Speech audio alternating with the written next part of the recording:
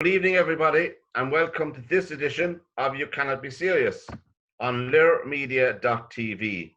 And as usual, our email is the same, info@learmedia.tv, and all our shows are up on our YouTube channel. And soon you'll find them up on our webpage, hopefully. Anyway, we have the usual topics tonight and the usual crew around us, some new additions. And welcome along, Honan Walsh, tonight. Hello, good evening to you, Pat, with your new haircut. Nice to see you again. Good evening, Mary Honan. How are you? Hi, everyone. And good evening, Paul Sheehan, and welcome. Good evening to you, Pat. How are you? And to everyone else, how are you? Good evening. Good evening, Paraig, Londra, and welcome. Hiya. Good evening, Dirk, Klein. Good evening. Good evening, Stephen Collins. Good evening, all. Let me see, what's that up behind you there? St. John's Castle. All right. Oh, King yes. John's Castle. Isn't it stunning? He got a green screen. Kryptonite. Yeah, beautiful. And Brian Hinchy, good evening to you. Good evening, viewers, listeners, and fans. And to start off tonight, it's all about what's your favourite, if you want to chew. I was chewing chicken before we started. That wouldn't be my favourite. Licorice, all sorts. I have a passion for them myself. Hard toffee, chewing gum. Of those three now, I suppose, I don't know what would be the favourite. Una, are you a sweet tooth? Have you a sweet tooth? I have a very sweet tooth. So I get it. We're all big eaters in my family. I didn't know whether you meant as a child, as a teenager, or as an old one. So when I was a young one, it'd be, do you remember you used to buy, going into the penny sweet shop, and you could buy, I think you could buy sweets in the shape, they were in the shape of a cigarette, and you could pretend you were smoking. Yes. Oh, yeah. A wild packet, take off on yeah. the farm, like, you know, Yeah. sorry guys. Pink. They were pink. Yeah. And then when I had my first wee car, a little red Toyota Starlet, I always had a packet of Werther's Toffee Originals. You know, for a long journey back from Limerick back up to outside RD when there was no motorways. Jesus, I chew a whole bag of them. There's that noise again. Yeah, the butter spot. Yeah, it'll be or then it was just chocolate. Right. And Paul, what would you get your tooth into now? Oh, well, maybe my appetite has changed over the years, but I still find it hard to break a pint of Guinness, right, and a packet of periwinkles, a bag of periwinkles. Oh, I like periwinkles. Yeah, that's a hard one to beat. Periwinkles. That's it. Periwinkles. Yeah, they're addictive. You have to And keep going. what about you? Did you like the long black strap of... Well, I like periwinkles now. You have to keep going once you start. You just have to keep going. What sweet company produces periwinkles?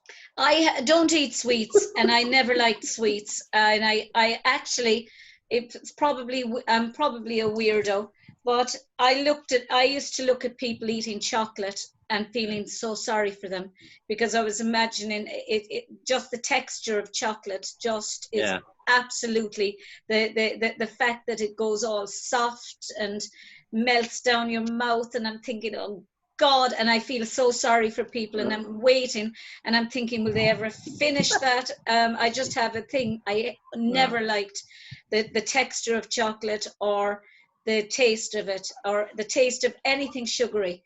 My addiction used to be crisps, Tato crisps or Walker's crisps, and cheese and onion, and a can of Red Bull. And that's what I used to like. So you never liked chewing stuff? No. Pat, can I just interrupt there for a second? Yeah. Some years ago, I was at the top of William Street, and there was a chap selling periwinkles. Oh, yeah. And I went across the road to get them. And I came back and sat in the car, and there was a guard getting ready to give me a parking ticket because of where I parked. He said, "What are you doing?" I said, "I'm having periwinkles." "Oh, you're grand. Off you go." And Dirk, what about you? Did you like that black strap of licorice, or what was your... Well, I just want to say something first. That whole discussion you had earlier, Mary, about the chocolate, I could bring them to a complete different level, but I won't go there. Try not to. Try and elevate your thoughts a little above a gutter level. And you're right, it is weird looking at people eating chocolate. But anyhow, just Pauline, it's awful. It's just awful. And when Mary, you see come on, we all love chocolate. That's weird. dripping down people's faces and on their tops. But Mary, back to me for a minute. I love licorice. I mean, the Dutch licorice now is different than the Irish one. It's very it has different kind of flavors. I like the double salted one, and it's just I love it. There's nothing better than a kind of makes your face go like that, but it's still it's beautiful when you eat a bag or two of them. And most things in Holland make your face go like that, don't they? It does They're actually. usually in muffins. Especially when they're playing soccer. And Ryan, they're beating Ireland. What about you now? Would you have a passion? Oh, I have this, since Paul talked there a minute ago, I have this fantastic thought of having a bag of periwinkles in one hand and a bag of licorice all sorts in the other, and eat the two of them together. Yeah. But licorice all sorts, love them. And your buns.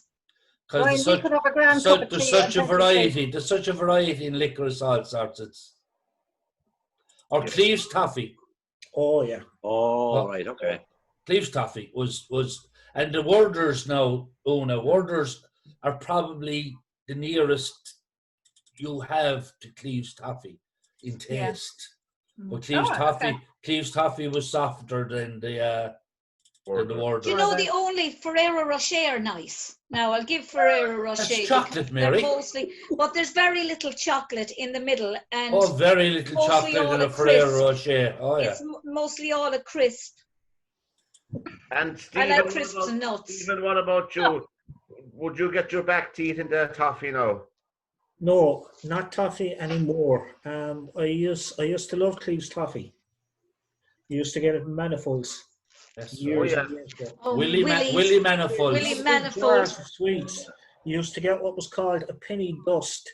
You used to collect all the stuff in jars and twist it into a paper. I used to love that as well. Macaroon bars. Oh yeah, macaroons. My favourite altogether would be Cadbury's fries. That'd be my favourite. Do they not do macaroon bars anymore? I've never seen them. And do you know the other one? Get them over here. Nugget bars. No, but the macaroons were kind of nice because they were coconutty, kind of. Lovely. They were lovely, yeah. I forgot the bars. Well done, Brian. Paraig, what about you now? Would you like to get your back teeth into a slab of toffee?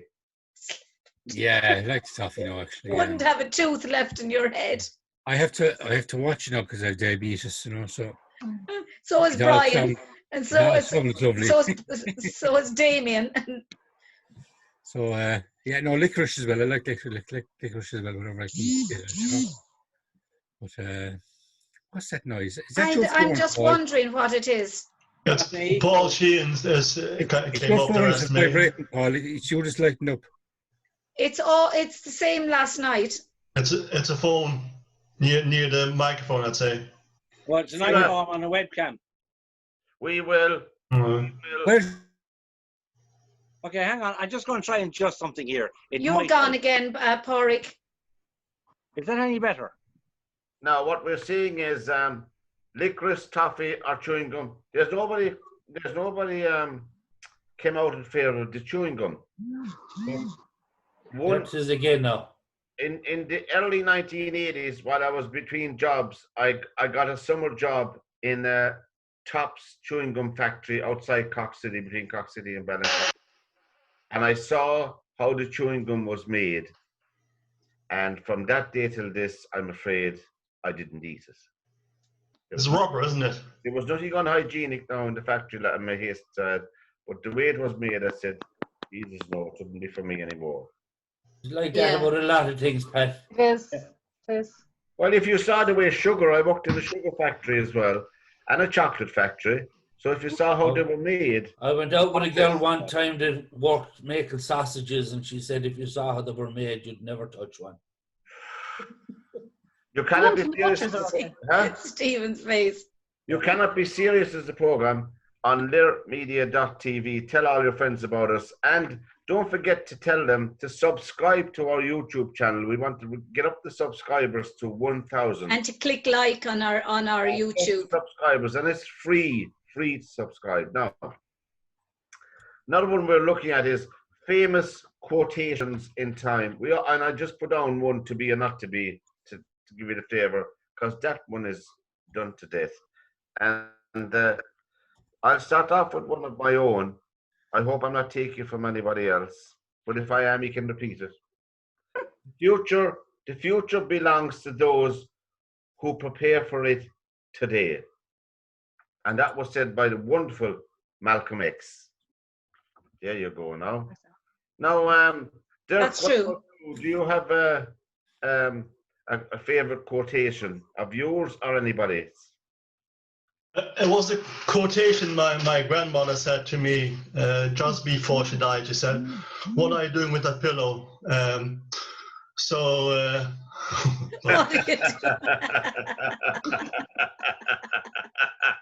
Very good. I don't have a quotation. As one I use myself. I think I might have come up with it myself, but I might have heard it somewhere as well. It's he who ever forfeits history, no, he who ever forgets history will forfeit the future. It's more or less down the line. That's what you were saying earlier, Pat. Yeah, that's excellent. And Stephen, what about you? Those who forget the past are condemned to repeat it. George Santayana.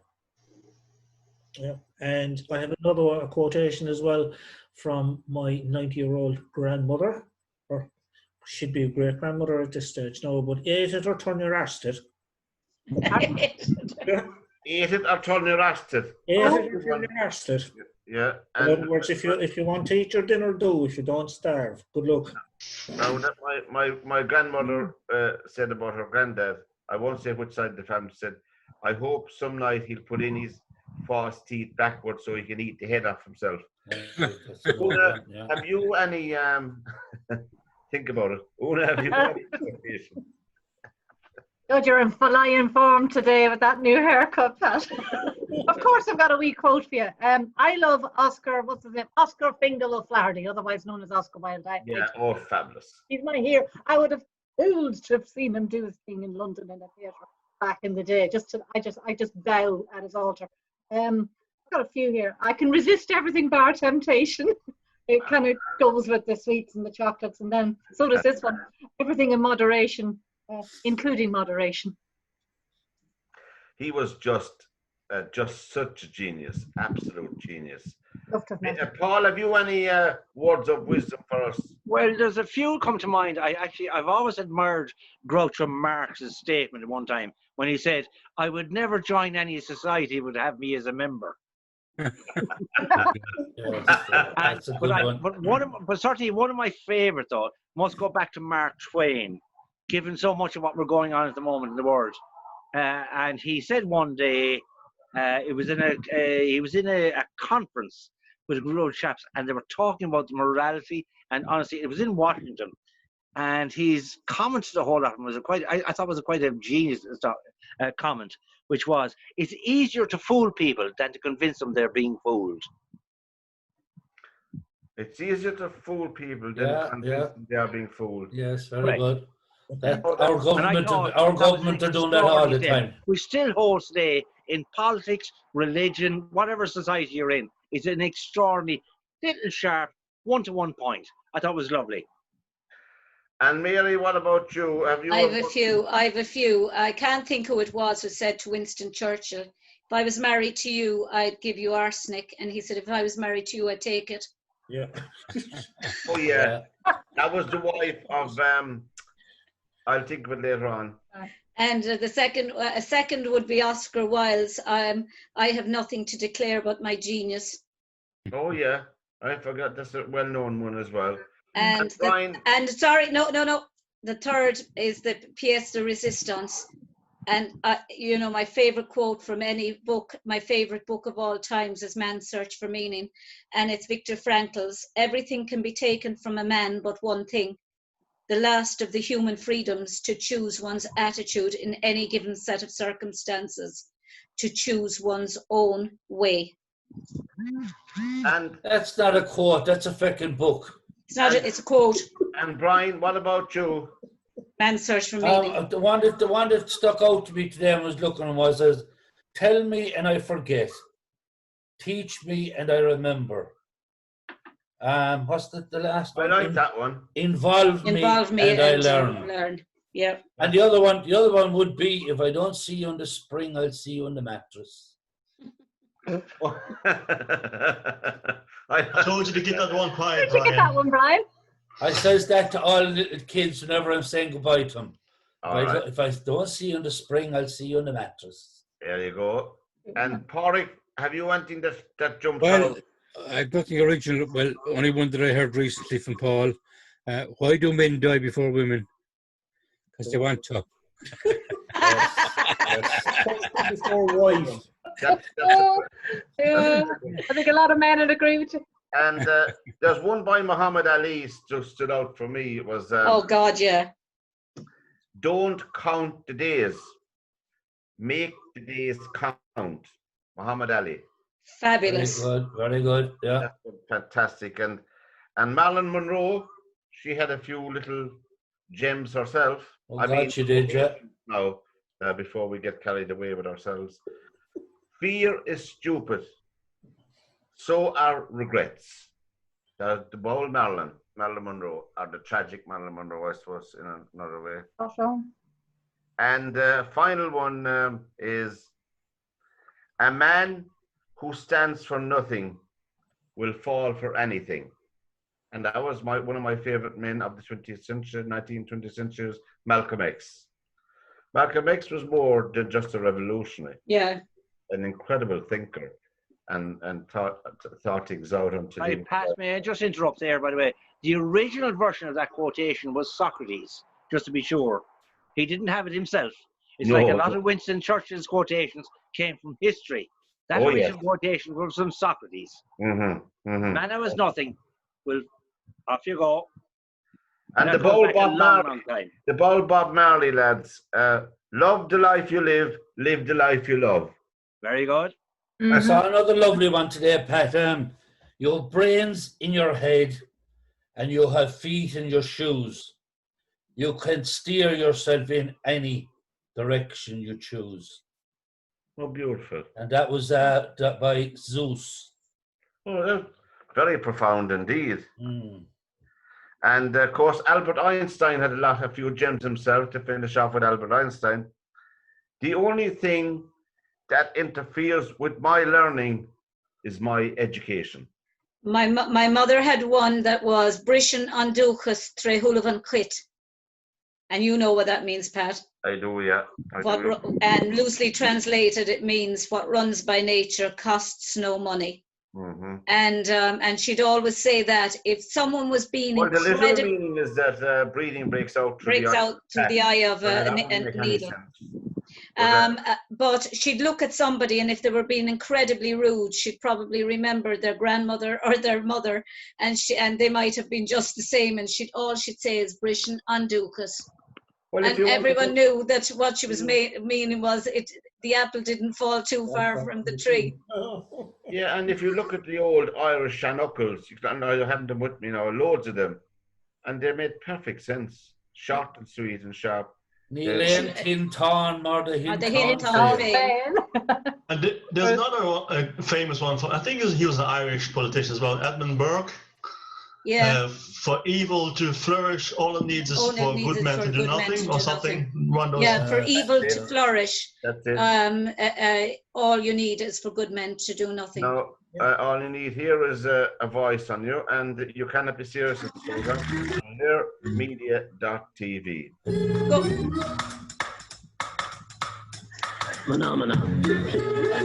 There's that stupid sound again. Where's that stupid sound coming from? And now, don't leave it. Something else that we think that may not, that was not on your list. And since the person who put it on the list, I've been thinking about it. The subject, I mean, not it. Sex on TV, especially, has it gone too far? And what we mean by that is, I suppose, the explicitness of it, if you want to you don't have to show two people, in my opinion, making love in the nude on television to portray their deep love and understanding for each other. It's not necessary. Some, I know, in saying that, I'm open to criticism. I know that. But that's Oh, you're such a rogue. That's not what you said before we came on camera. so. I mean, there You is probably cut it out if you said it. some of us here on the panel are old enough to remember the famous Mrs. Woodhouse and Lord Longford in this long, long journey to take smut out of the television, as they described it. But on a serious note, I mean, Brian, what do you think? Is it too graphic? They're talking now, and I saw it last week. They're talking now about teaching children young children in babies, infants, about masturbation and about the sex and that. I mean, if that's the case, we don't need any watershed. Yeah, it's horrific, Brian. It's the World Health Organization has decided this is what's going to happen. Well, they're suggesting it, yeah. Yeah, and that's, you're asking the question, are we seeing too much sex on television when you have the likes of that coming into You're right, Brian. In our schools? It's ridiculous. It's worse than ridiculous. To answer the question straight out, you can never have enough sex on television. Yeah, I suppose there is. The only thing is, it hurts your backside when you're trying to get off the television. Yeah. Well, that's a fair assessment of it. And Stephen, what about you? You must have a big television. But Stephen, although they are coming very big now, the television. Yeah. You say Brian's backside is big. Very big. Yeah. Are you calling me fat, Barry? No, I'm not. But for two people to want to be fairly sturdy. Yeah, you're kind of all right. You're all right. Even I remember the time when you barely saw a kiss on television. Yeah. Nothing else. But I think, I mean, why did they have to show that? I don't understand why they have to show it graphically. Okay? I mean, if you want to see something like that, watch a blue movie. You know? Daytime television is full of it now. Of course, the big event in one time was when Miley had the tryst. That's right. With Maggie. I mean, and you never really saw anything. Yeah, but I mean, that was. Una, did you ever have a tryst in the hay up around Castle Bellingham? Oh, Jesus, that should be telling you, wouldn't it? That wasn't Miley. That was Benji. It was Benji. Yeah. You're right. Well done. And Biddy, wasn't it? Paraig, no, Biddy was the poor wife. Biddy was the poor wife, right? Okay. Yeah, you're right there now. I'm awake tonight. You're wide awake. Oh, on the coffee. No flies on Paraig. None at all. None at all. There was flies on Benji though. There was more than flies in him. But Una, getting back to the topic, do you think that is there a need? Is there a need for it? That's what I'm saying. Personally, I'd rather be engaged in a good story and a good plot line. And I don't mind a bit of suggestion, and I don't mind a bit of nookie at all. I mean, I watch Outlander. And it's produced and directed by women, so it's done really well. But no, I'm just going to sound old. Context is important, is it? Bit of context is very important. The plot line, I'd sooner have a good story than be watching that all night. Stephen says, you watch your porn if you want to get into that. But I'm a woman, so I prefer a good story and a good plot line. And I think there is too much sex and too much violence, even being shown on the BBC now, because it grabs audiences as if they have to shove that, it's as if they have to give us too much to grab our attention these days. Yeah. It's very sad. It's too much violence as well. Even on regular programs. So I'm just showing my age. Probably. There you go. No. And Paraig, Paraig, are you back? Paraig, what do you think? What do you think? There's too much sex on the TV, Paraig. No. He's muted. Too much sex on the radio, isn't there? Especially Tip FM. Well, what about you? I know you're in the middle of fresh air there. Geez, you couldn't be in a better spot. But do you think there's too much, graphic sex on TV today? Is there a need for it? Okay, sorry, my sound was off there. I want to know, I think. I don't know. I don't have an answer for that, Pat. What is sex again? I forgot. Are you listening to music while we're talking here? No, listen to this now a sec. Oh, we had that. No, it's not that one. It's You this. cannot be serious. Yeah. Cannot be serious. Presented by Pat Barry. Pat Barry and friends. Wherever you are, we're here. So, Paraig, you think that really it's a matter of personal taste, is it? Not a good choice of words.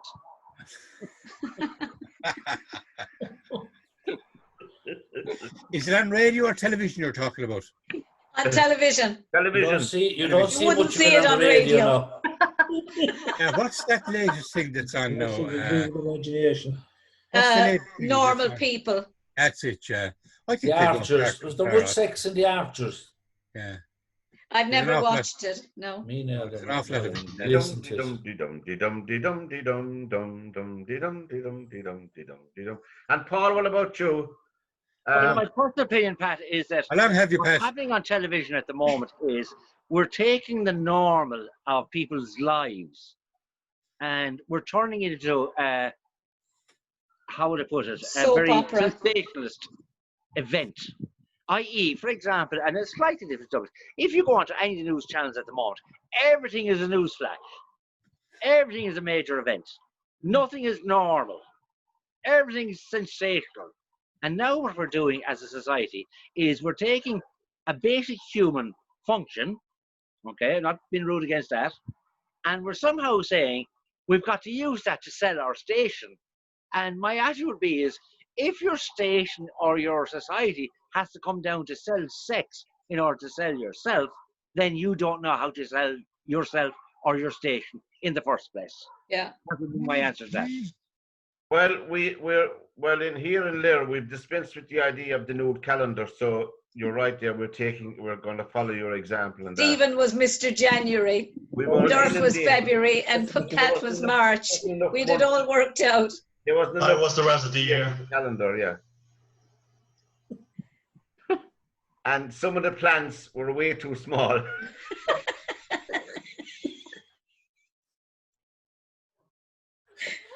Anyway, We are humble, aren't we? we think I'm that fond of an old cucumber Yeah, but he wasn't myself. saying that his plant, the plant that was in his picture was going to be too small. He wishes. a little blue posy. You cannot be serious as the program on learmedia.tv. We leave that there for the time You being. never asked Dirk or myself. Yeah, what's wrong with us? What's wrong with us? Oh, didn't I? Barry and friends. No. Okay, Wherever you Mary, I are, know there isn't enough we're sex here. on television for you, but just elaborate a bit anyway. Me. Yeah. I'm in danger of sounding very prim and proper and sounding Oh, perish the thought. I'm not, but I'll tell you, Bless you. I used to love watching black and white movies, and you watched Rear Window, or you watched Rebecca by Daphne du Maurier, and you watched all these movies, and you knew that they were about to kiss, because as they were about to kiss, suddenly the curtain started to wave in the breeze, and the camera angled towards the waving curtain in the breeze, and your imagination as a child and a teenager, say, growing up, your imagination is much more vivid, probably, than when they shove reality in your face. And I think what happens nowadays is, and nobody has touched on it yet, is the effect it has on human beings and the effect it has on relationships with people, because youngsters grow up now with a completely abnormal understanding or expectation of what a sexual relationship or to be in love is, and they think that the minute they meet somebody, it's straight back to that person's house, and if it's not, then it's not normal, because that's what they're seeing in the TV. Sorry, Mary, can I just interject? Mary, can I just interject for a second? You actually, in a kind of an odd way, hit on the nail in the head, because without even realizing it, you said love second and sex first, and Yeah. that is And that is it. No, but I'm not being rude. But No, without no, no, even no. realising it, you said it. You put Yeah, but one it value is. relationship in front of another. And that is in itself, that's a lot of where we're going wrong. It is because, I mean, how can you have any strong bond and relationship with somebody that you've met an hour beforehand inside in a bar or a dance and you've slept with them that night? Love is something that, in my view, it's something that develops. And there's several different stages through your relationship you grow to. You know, the sexual relationship ends, and people start, and people love each other in a different way, and that. But the relationships end because they can't sustain this sexual fantasy that they have that's been shoved down their throats through TV. And Only for that's my view. Only for sex, Mary, there'll be none of us here. And Dirk, Yeah, but our family stayed together when sex had actually gone in their lives. But Mary, we must also remember, sorry Pat for interrupting here, Pat, we must also remember there was a time when we actually genuinely believed there was no sex in Ireland before the Late Show. Well, that's true.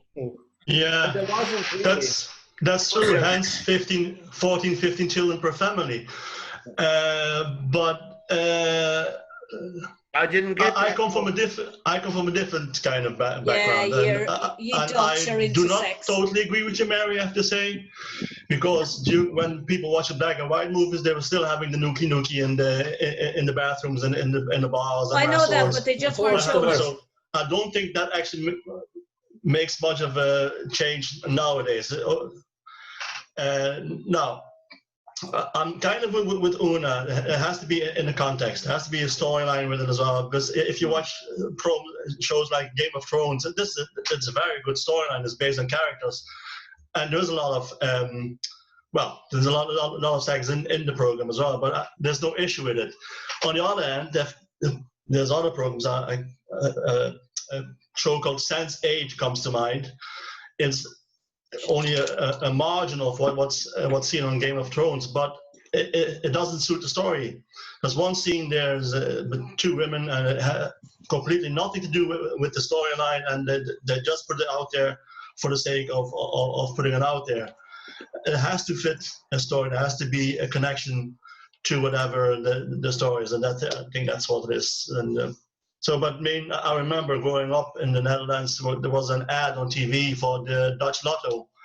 And all it was a woman in the shower, naked, and the lotto balls were coming down the shower. It had no connection to anything.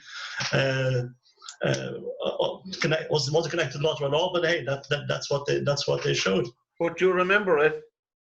I do remember it, yeah, because I was about 16 or 17. I was my favorite ad at the time. So.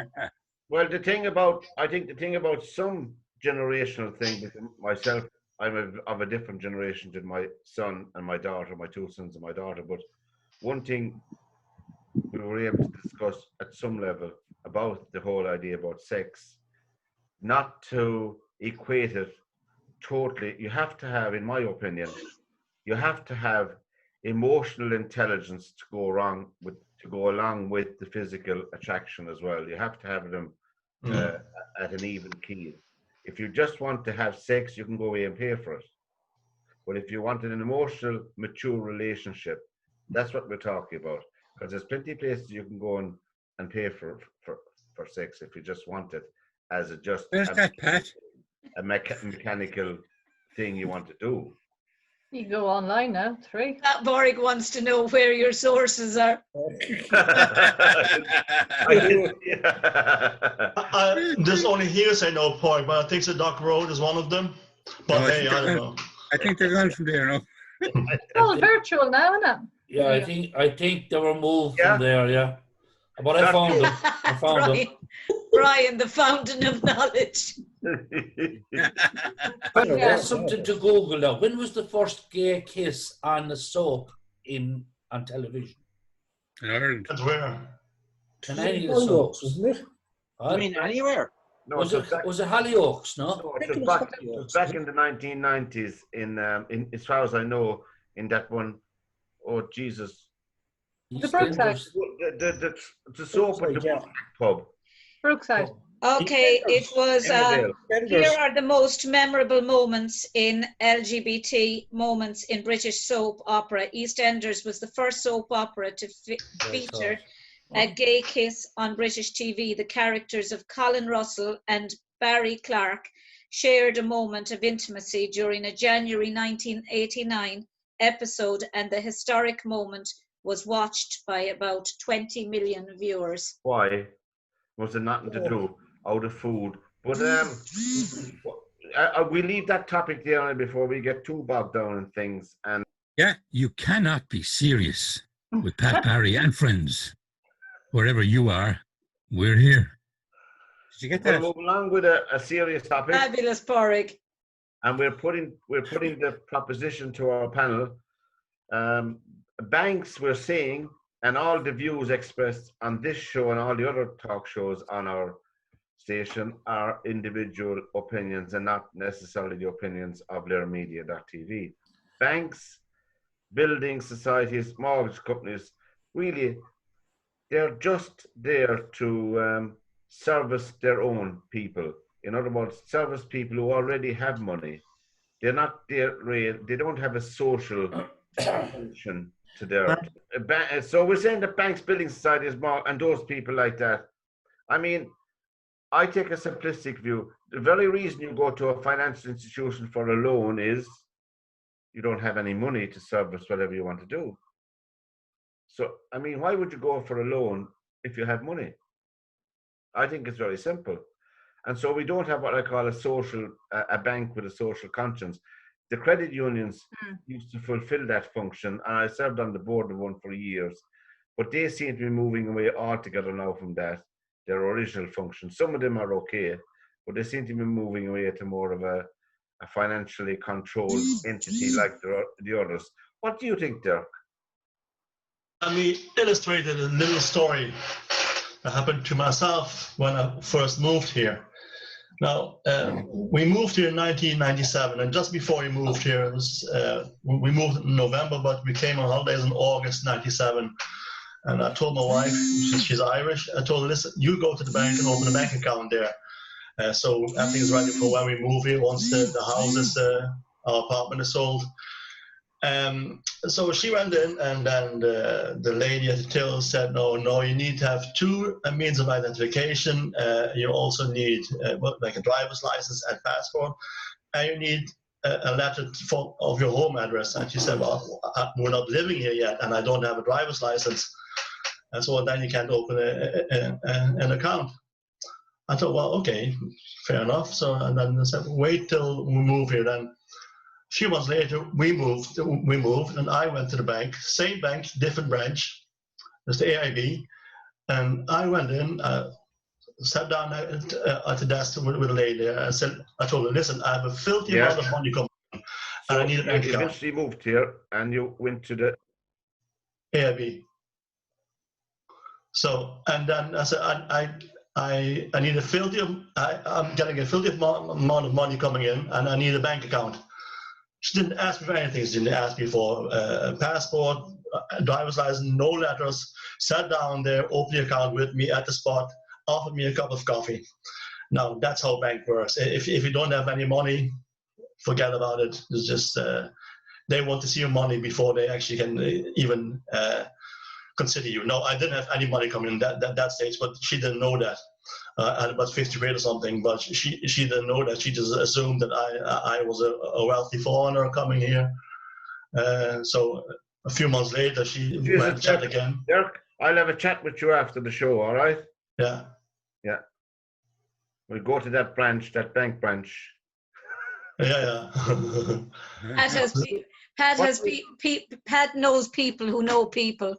Yeah. And Una, what about you? Do you think that banks and financial institutions like that don't really serve the communities that they're in? Well, I'm going to show my age again because I'm not 20-something. I think I could be wrong. Yeah, there is a point in what you're saying. That my grandparents would have paid by cash for their house or their farm or whatever. And back in the day, that's how people did it. Or if you were in a Jewish community, they get together and they They have a very good system because They help each other. Tony's background has been a lot of Jewish from Manchester, and they help each other. They're like a credit union to themselves, and that is the best way to go if you can. And I think, unfortunately, you need them currently. I know the young ones are all on the phone and they can do everything on the phone and they're savvier and cleverer than me. But the building societies over here, they're owned by the members, so they'll give you the best deal if you want to go and buy a house. Otherwise, you're going to the bank and you won't get the best deal. I ain't no banker. But that's my penny's worth. I think, and the future, God knows. And I agree. And Paul, what about you? Do you think that do you think the banks don't have a really social function for the community they're operating in? Well, if you look at the basic structure of a bank is a financial institution that has shareholders.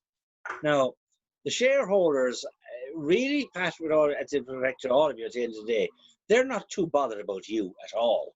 You're very low on the list, right? So look at what a bank does. It is there to make a profit for a group, right? You do not know, in most cases, who that group are. So if you were now at this moment to go and try and find out the full list of shareholders in, for example, AIB, you would get so far, and even with the Freedom of Information Act, you would only be allowed to find out so many levels of the ownership of that bank. Oh. So the underlying thing there is you will not get the truth as to who owns what. Now, I will go back to what was said earlier on about going to bank and opening accounts. And it is a very rather odd situation in Ireland at the moment with regard to opening bank accounts. And the only reason I know this is I came across it by pure accident recently, and I followed up because I was rather curious. A chap arrived into Ireland, actually in Sheehan Airport, only 6 weeks ago. And he arrived in from one of the African nations. And within 24 hours, he was given a bank account with €200 inside it. Not an Irish citizen, here on whatever means I do not know, but that to me strikes me as most peculiar. No, it is.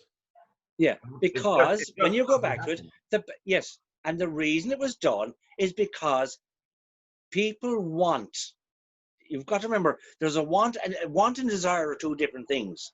A bank wants your money, but doesn't want to give it back to you. A bank desires your profit without making any payment for that work. Okay? So it's very easy for us to change structures. The problem with the banks at the moment is it's not a question of, Pat, of whether they want to be part of your social group. The point is, Pat, if you are considered in their mind to be at a level that is not of value to them, you will receive one level of standard as opposed to someone who is at their level. And that is down to shareholders wanting more and more profit. It's So, greed, Brian, Pat. what do you think? Do you think that, do they have any social function in the community they're in? Well, Thanks. the world has been ran by, is it either 6 or 8 families, and all those families are bankers. Yeah. So That's they started giving out money, probably with the same intention as the credit unions did. Some German, a mayor somewhere in Germany, saw that the people in his village or wherever it is were finding it hard to cope. So he was the first to start the credit unions. And the idea was that he'd give his people a loan at a low interest. And that's what the credit union has been up to, I'd say, about 10 years ago. Yeah. And 10 years ago is when we had the big crash here. Then you had to see, do you remember the situation where credit unions wanted to give money to the government, but they wouldn't take it off them? That's right. Do you remember that? I do. But what they're doing now is what you said. I mean, our local credit union here, St. Bridget's, is after amalgamating with 4 other credit unions. And it's not the same credit union anymore. No. It's not the homely place you go to anymore. One or two faces you personal recognise, touch is gone. but you don't. Yeah. Yes, the personal touch is gone. And Stephen, what do you think? The banks, we're talking about banks and building societies, mortgage companies, they don't really cater for the community that they're situated No, in, they do don't. they? Definitely not. They're all out for profit. And the institution that we had for our mortgage, once we finished off the mortgage, we had life assurance as well. And they only timed that for the duration of the mortgage.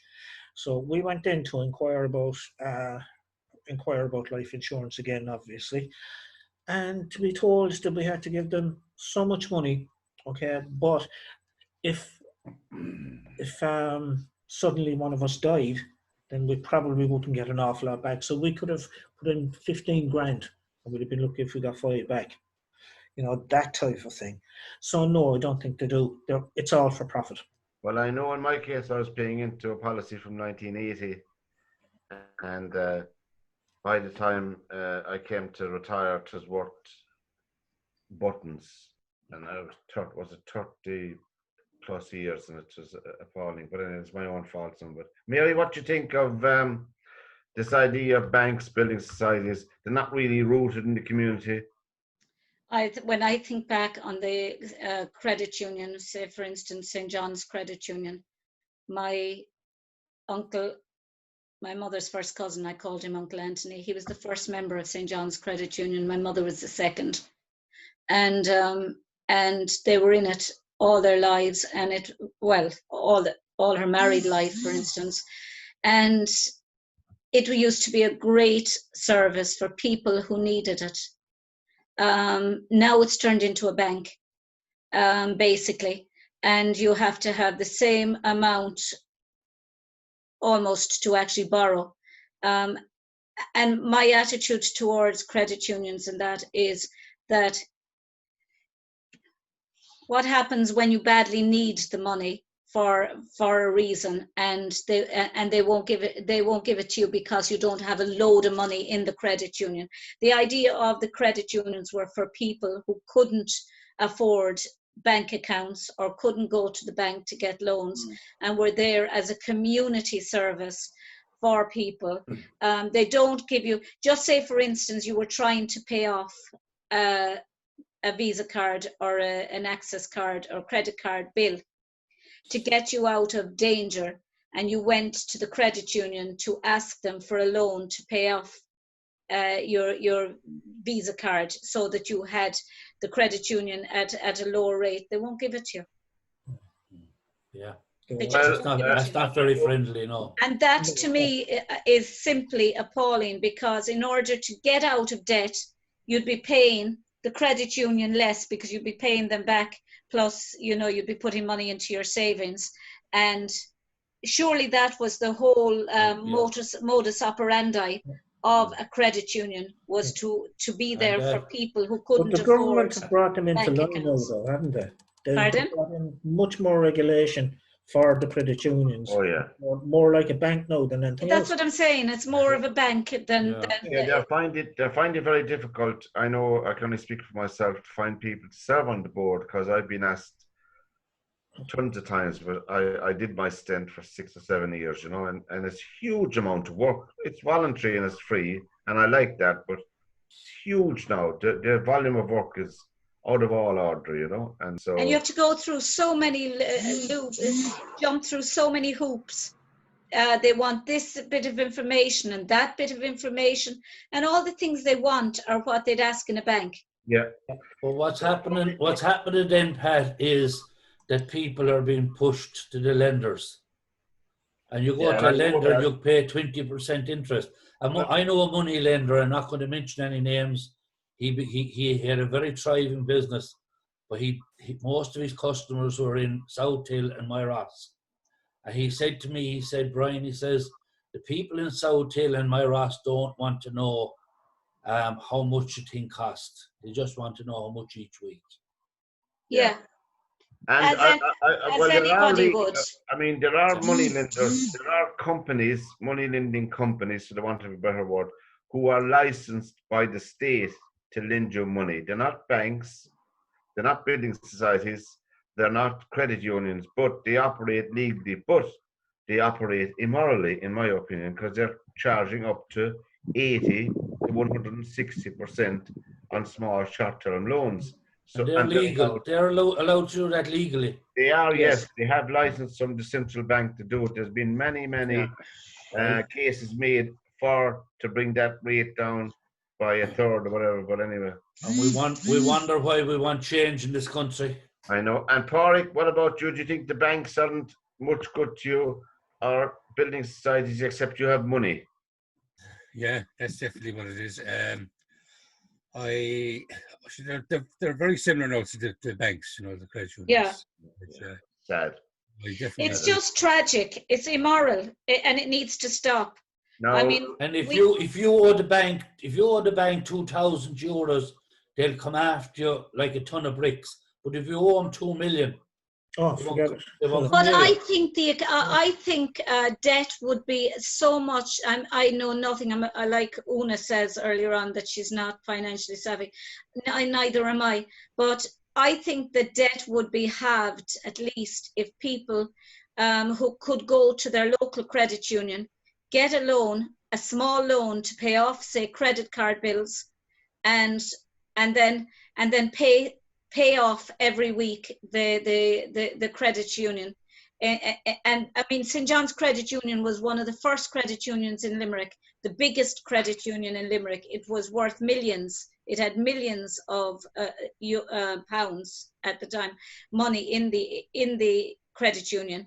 And now it was taken over by Caherdavan and District Council. That's right, yeah. And somehow or other, the historic name of St. John's Credit Union under the spire right next to St. John's Hospital, St. John's Cathedral, St. John's Parish has suddenly become Caherdavan and District.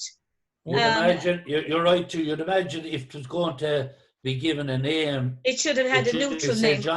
It should have been St. John's, because St. John's was the original, as far as I can remember, it was the original credit union. Caherdavan came in, and Caherdavan is only apparently there since the 60s. what? Caherdavan as a place. But is only there Caherdavan since the had more 60s. money apparently, and they came in. And then they got rid of all the staff that was in St. John's Credit Union, and they put their staff in. And Caherdavan's practically out, if you like. Well, it's at Ivan's in Caherdavan, and it bears no resemblance. Before we get bogged down in the nuances of these things, you must remember all the members of every credit union have a vote at the annual general meeting. That's right, yeah. Like myself and Shannon would say. And those proposals have to be, they can't go around it, put to the annual general meeting to all the members. And it has to be passed and voted on by the members of the credit union. And that is what happened. If there isn't a quorum at the annual general meeting, they have to call an extraordinary general meeting to make sure there's a quorum. So the amalgamation of those credit unions were voted upon by the members. Oh no, I know that, Pat. I know that, and that's what happened. But not enough people from St. John's Parish went to the meeting that night, and there was enough went. But those who were there there should have been a third option. It should have either been St. John's, it should have been Caherdavan and District. No, you cannot be serious as the program on learnmedia.tv. I see we're flying down. We'll just swing around the panel on this. One tick, Pat. One tick. You cannot be serious. Presented by Pat Barry and panel. 10 p.m. to 1 a.m. Whoops, sorry, Monday time. through Friday. What time is it, lads? I should be in bed 2 hours ago. I know it's 5 to 1 in the morning, but depending on what clock you're looking at. Now, we have a few, actually, we have a very few exciting interviews and one-to-one programs coming up this week behind the scenes. We've been working hard on them. A few personalities, I suppose, and well done to everybody who has come up with the goods. It's fantastic. Now, we're going to run around the panel with this. This is a topic we touched on slightly before, and free speech. Now, we're not going to get bogged down in anything other than what we think ourselves, what free speech should be. Now, there isn't any definition of free speech. I've been looking at it. I only got a little bit of time. I cannot find a definition of free speech. It's down to a matter of opinion. And what about you, Paul? What do you think free speech is?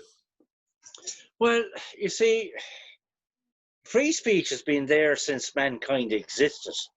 So let's start with the basics, with the principle, I would say, of, let's go back as far as the Greeks, and there was other civilizations before them, but they came up with the whole principle of democracy. Well, they didn't actually come up with it themselves, they borrowed it, but that's not either here nor there. And part of that was free speech, the right of a person to have an opinion. And what's happening now This at the isn't moment, me, is it? yeah, and what I've been observing recently is the definition of free speech. And the problem is it doesn't exist, as you rightly say, but people are coming up with false definitions. And suddenly what you're getting, and I'll give you a very classic example. Recently up in UCD, right, they barred a group of students. Sorry, hello? I'm getting Your voices phone there. is ringing, Paul. Pardon? Your phone Your is phone ringing. is ringing in your pocket and it's so close to the Can't It's see camera. not me. My phone It's is you not comes ringing. up as. My It's phone coming is up. ringing. It's But it's coming not up as me you. because my phone is looking at me. I'm using my phone to talk to you. And all Oh, I'm saying yeah, is, I know hello, what's Mary, and I'm recording. Apart from that, like up in UCD recently, a group of students decided to have a debate, right, on free speech. And it was barred by the university college because it was felt it was a subject that was inappropriate.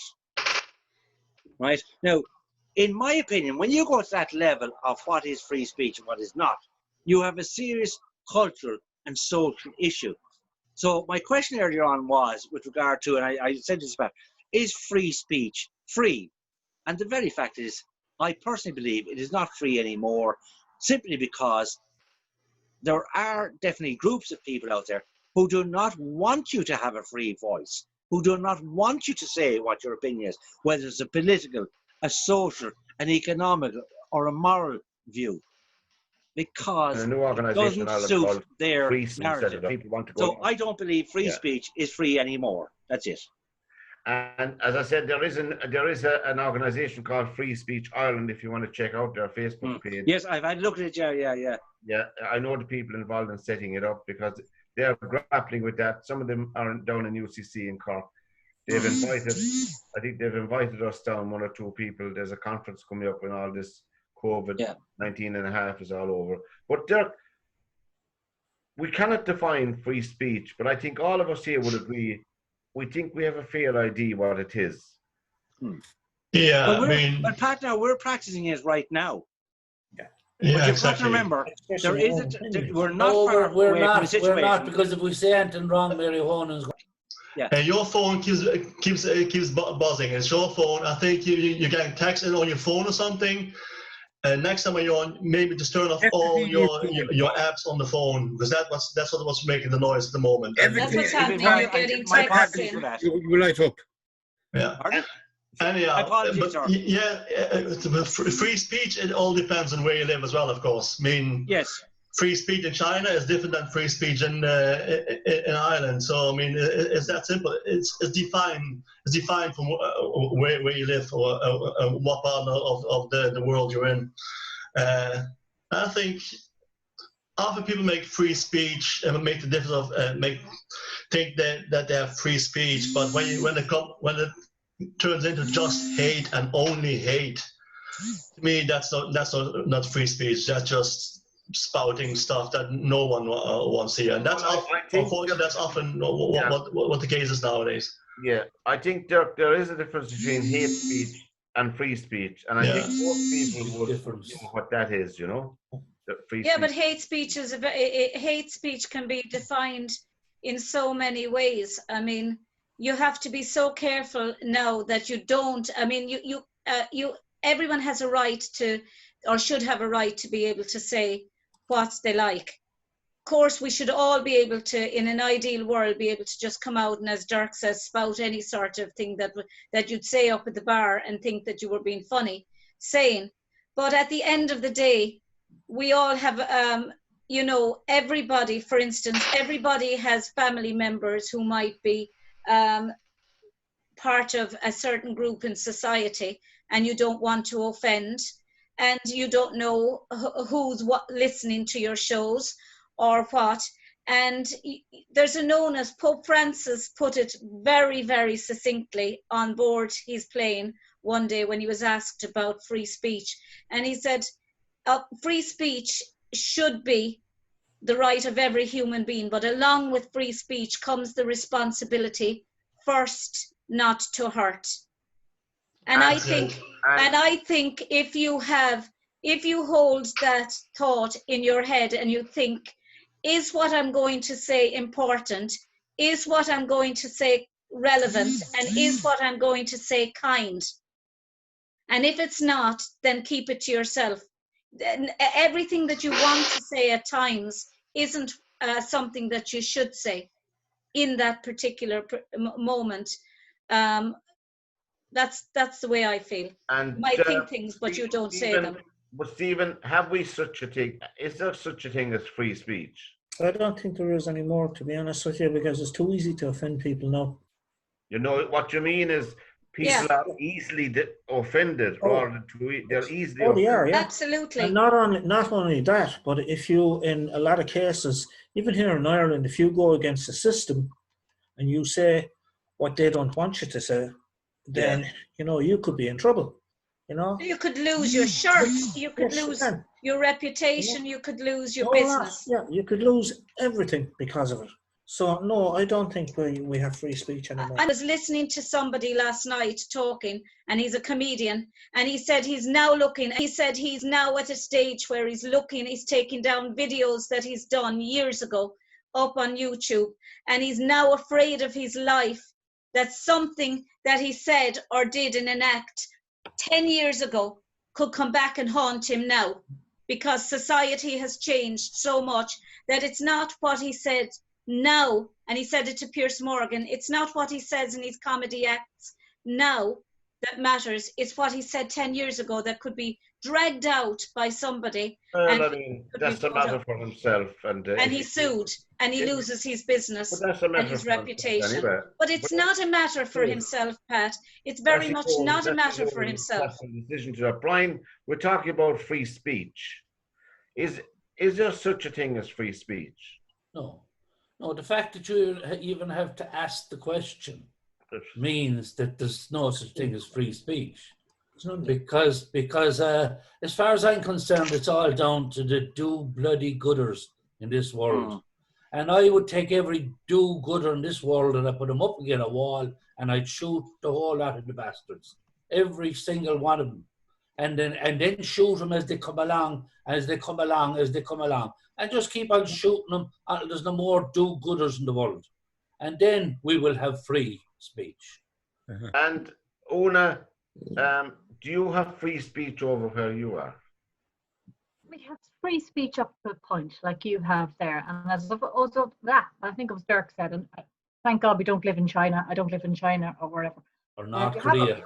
You have it up to a point, and then you got to go with the majority view, kind of, because otherwise, with Tinternet and all that, you can be trolled. God forbid you say the wrong thing, you're going to be trolled on the internet, and that's not nice. So I'd say up to a point, there's a lot of virtue signaling going on. I think I've said that before. So you can, it's like we've had all these marches for black people, which is great. And then we had, 3 or 4 people were killed in Reading last week, and there was no marches for that. So yes, no, there isn't. Up to a point, you have to go the line. And Paraig, I mean, we like to think we can speak freely, but is there such thing as free speech? No, I'm like the rest of them, Pat. I don't think there is. No, not anymore. No. Yeah, so we're seeing, well, all of us have our opinion, and this is not necessarily the opinion of... Sorry, Pat, can I just mention one thing, something what Mary mentioned earlier about the comedian who was thinking of taking down all his videos he did 10 years ago. And the people like that actually are adding to this. If you can't stand up for what you've done 10 years ago, you should leave the things in the way they are. If you yourself start deleting stuff you did 10 years ago. You're adding to this whole But things, Dirk, dilemma. that were okay to put up 10 years ago. They're I still mean, they're okay. now taking down. No, they're but now see, they're now banning. They're now banning Gone with the Wind. They're banning The Little House in the Prairie. They're banning all these books that were done. They were of their To time. Kill a Mockingbird. Kill a Mockingbird. One of the greatest Yeah, stories but ever written. You know, I mean, so, but if you have just, people then, sorry, it's- if you have people then who actually deliberately do it Bosco themselves. is gone. You know, and I mean, somebody might have something in their act years ago that was completely of its time, and they could lose their job. There's people being fired now for things that they said years ago. Yeah, but I told you a while ago, I shoot the whole lot of these bastards. They should stand up for their own right as well. And if you just voluntarily take these things down, then you're not helping. You're adding to the problem. Right. I agree with you 100%, Dirk. To retrospectively deconstruct your history is the wrong way to go forward. If you have changed your attitude over a period of 5 or 10 years towards an idea or a concept, that is human nature. That's how we go forward.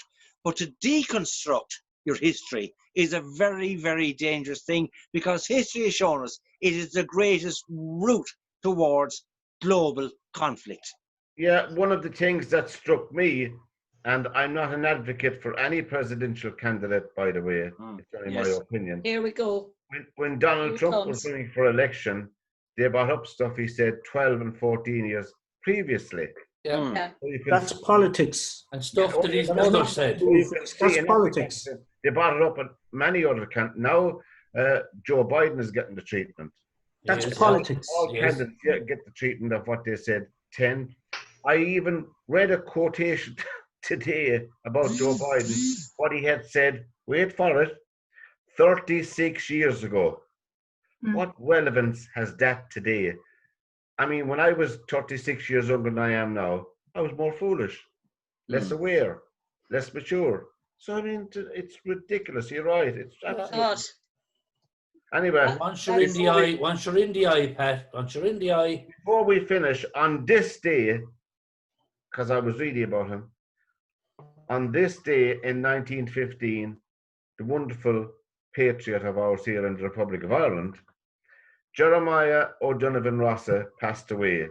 But the significance of him passing was the oration at his graveside by Paraig, which was the catalyst for our fight for freedom, as everybody knows. And if you don't, you can read it up tonight when we're finished. So we just wanted to mark that in there to remember Jeremiah and the wonderful speech that he made. Can anybody remember any of the lines from the speech that Paraig made? Who did the speech again? Paraig Pierce at O'Donovan Ross's grave. Yeah, Ireland will not take its place among the nations of the earth. Until wait a minute now. Well, until 2020, when we have Fianna Fáil and Fine Gael running the country together. And the Greens. Hold your horses a minute. And the Greens. Hold your horses a minute. Have you found Mary? Give me a second. Talk amongst yourselves. Well, the speech. I hope. We had to learn it off going to school, but so long ago that I can't remember it. As long as... It has seemed right before we turn away from this place in which we have laid the mortal remains of O'Donovan Rossa, that one amongst us should, in the name of all, speak the praise of that valiant man, and endeavour to formulate the thought and the hope that are in us as we stand around his grave.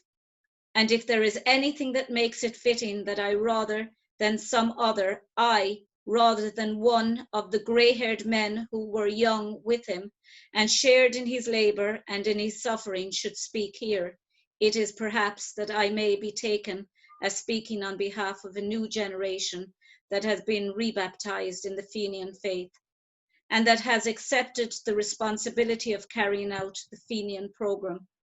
I propose to you, then, that here by the grave of this unrepentant Fenian, we renew our baptismal vows, that here, by the grave of this unconquered and unconquerable man, we ask of God, each one for himself, such unshakable purpose, such high and gallant courage, such unbreakable strength of soul as belonged to O'Donovan Rossa.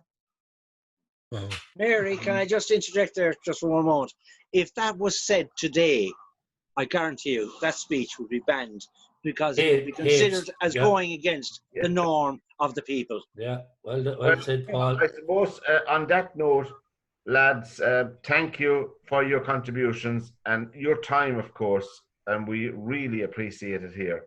Thanks to Paul Sheehan, to Cheers, Pat. Have a good night. To Paraig Londra, to Brian Hinchy, Dirk Klein, Stephen Collins, Mary Honan, and from myself, Pat, till we meet again, good night and good luck. Slán a bhaile. Nice.